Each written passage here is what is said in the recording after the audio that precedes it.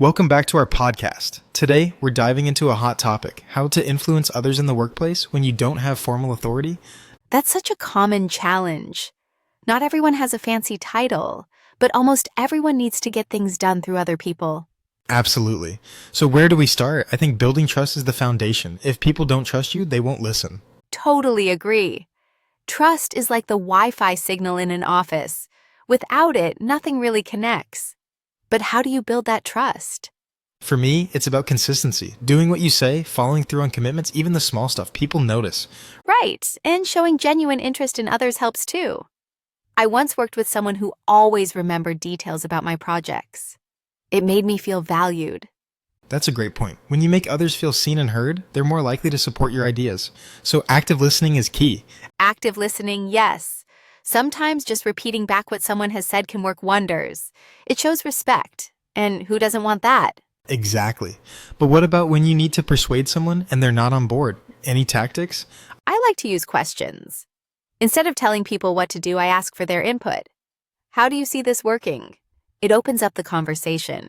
Asking questions is smart. It's like inviting someone to co-pilot rather than just being a passenger. People buy in more. Have you ever tried sharing stories or examples? Sometimes people need to see how an idea works in practice. Oh, definitely.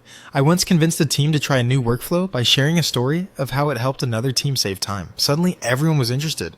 Storytelling is powerful. It makes things relatable. Data is good, but stories stick.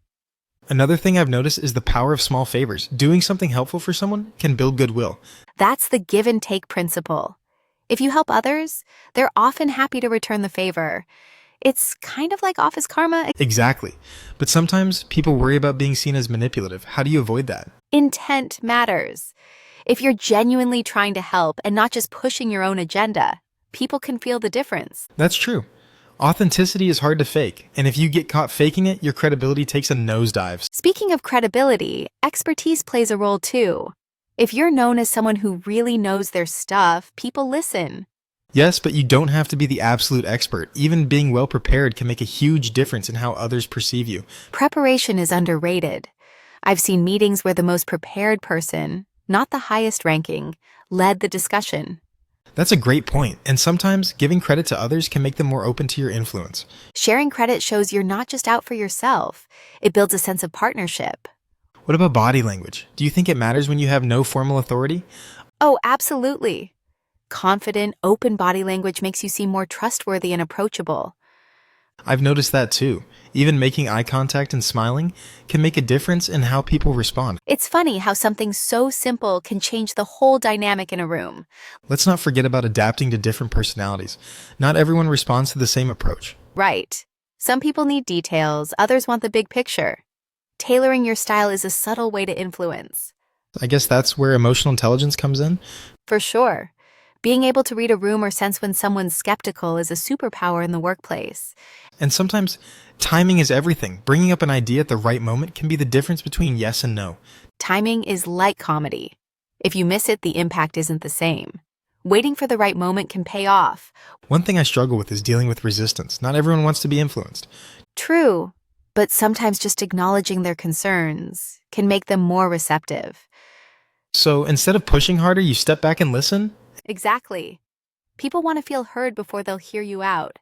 That's a good reminder. Sometimes I get so focused on my goal, I forget to check in with others. Happens to everyone.